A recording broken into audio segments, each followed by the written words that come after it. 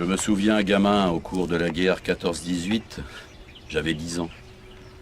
Je me souviens avoir entendu des conversations conflictuelles entre adultes, en particulier entre mes parents et des membres de la famille.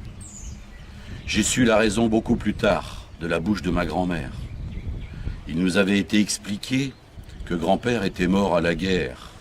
Comme beaucoup d'autres familles, le phénomène était somme toute banal, tombé sous les balles ou les obus ennemis. Sauf qu'en réalité, dans le cas présent, grand-père avait été fait prisonnier et exécuté par les Allemands. Des dizaines de corps ont été retrouvés entassés dans une tranchée dont le sien. Cette lâcheté m'a forgé une opinion.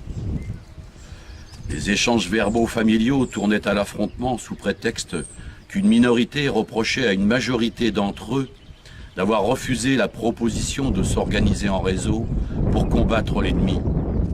Ce que la guerre 39-45 a révélé utile. Je veux parler de la résistance. Alors, marqué dans ma jeunesse par ce sujet, difficile à analyser à l'époque pour un gamin à l'orée de son adolescence, je n'ai pas hésité un instant lorsqu'en juin 1940, celui qui fut le chef de ce réseau m'a demandé « Renaud, veux-tu être un résistant ?»